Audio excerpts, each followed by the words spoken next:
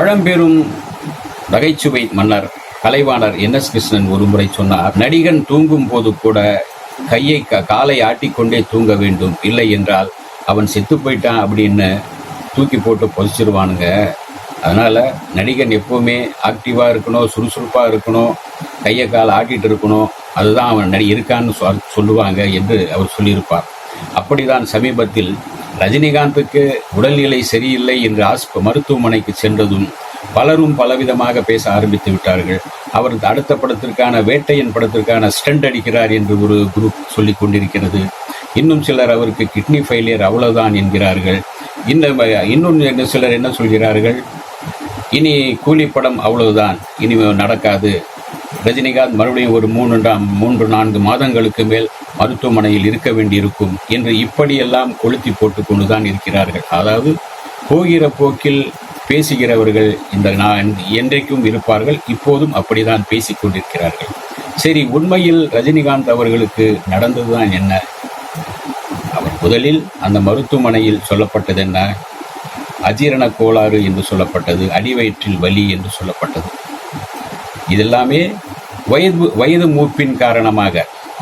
அது மட்டுமல்ல, ரஜினி அவர்களுக்கு இப்போது ஏற்பட்டிருப்பது உடல் சோர்வும் ஒரு உள்ளத்தில் இருக்கின்ற ஒரு உளைச்சலும் மன உளைச்சலும் தான் காரணம். அதற்கு காரணம் அவர் ஓடிக்கொண்டே, அதாவது முன்பு வரை எல்லாம் என்ன செய்வார், 3 வருடத்திற்கு ஒரு படம், 5 வருடத்திற்கு ஒரு படம் என்று நடித்துக் கொண்டிருந்தார். மினிமம் 3 வருடத்திற்கு ஒரு படம் பண்ணார்.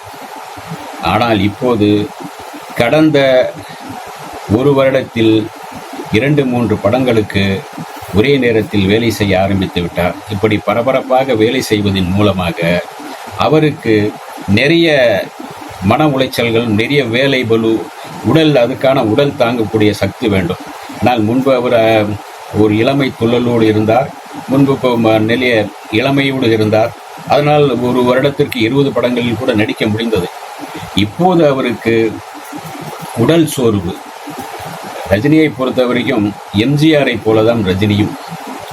எம்ஜிஆர் எப்படி ஒரு படத்தின் வேலையில் எல்லாவற்றிலும் தலையிடுவாரோ, எல்லாவற்றிலும் கவனம் செலுத்துவாரோ, அதுபோல ரஜினியும் தன்னுடைய படத்தில் எல்லா விஷயங்களிலும் கவனத்தில் கொள்வார். கதை, அந்த விவாதத்தில் கலந்து கொள்வார். வசனம் என்ன, அது குறித்து கேட்டுக்கொள்வார். வசனம் எப்படி எங்கெங்கே வருகிறது என்று கேட்டுக்கொள்வார். பாடல் உருவாகும் போது அவர் அங்கே இருப்பார். கவிஞர் எழுதவும் அந்த வரிகள் என்ன மாதிரி வரிகளில் வருகிற அந்த பாடல் என்பதையும் கவனிப்பார். இசைக்கு அந்த பாடல் எப்படி பொருந்துகிறது என்பதையும் பார்ப்பார். அதே போல அந்த படத்தினுடைய நடிகர்கள் பட்டாளம் இருக்கிறதா, நடிகர்கள் யார் யார் இருக்க வேண்டும், யார் யார் இருந்தால் நன்றாக இருக்கும் இந்த கதைக்கு, இன்றைக்கு யார் யார் மார்க்கெட்டில் இருக்கிறார்கள், இவர்கள் எல்லாம் நடித்தால் இந்த படத்துக்கு மிகப்பெரிய ப்ளஸ்ஸாக இருக்கும் என்றெல்லாம் நினைப்பார். அதே போல அந்த படப்பிடிப்பு எங்கெல்லாம் நடக்க வேண்டும், எப்படி நடந்தால் இன்னும் ரிச்சாக இருக்கும், செட்டிங் எப்படி இருந்தால், இப்படி எல்லா விஷயத்திலும் ரஜினி கவனம் செலுத்துவதால் ஒரு டைரக்டருக்கு இருக்கக்கூடிய மன உளைச்சல் எல்லாமே அவருக்கு இருக்கும்.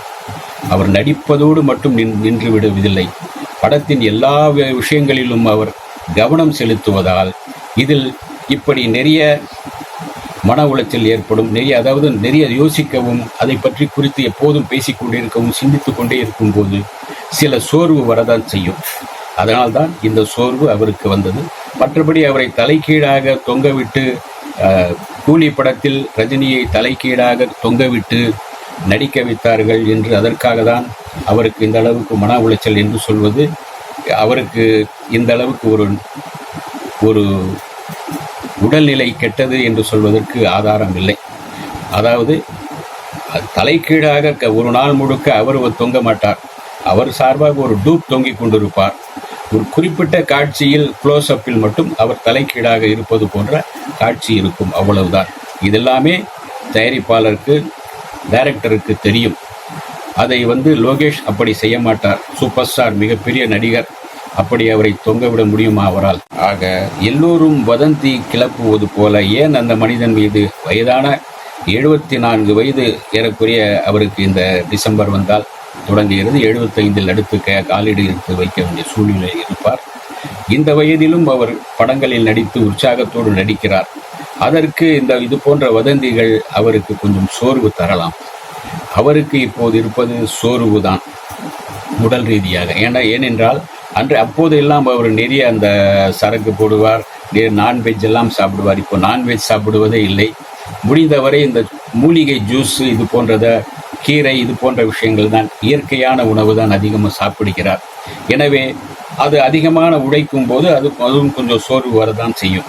இப்போதைக்கு ரஜினிக்கு தேவையானது ரெஸ்ட், அதிகமாக கொஞ்சம் ஓய்வு.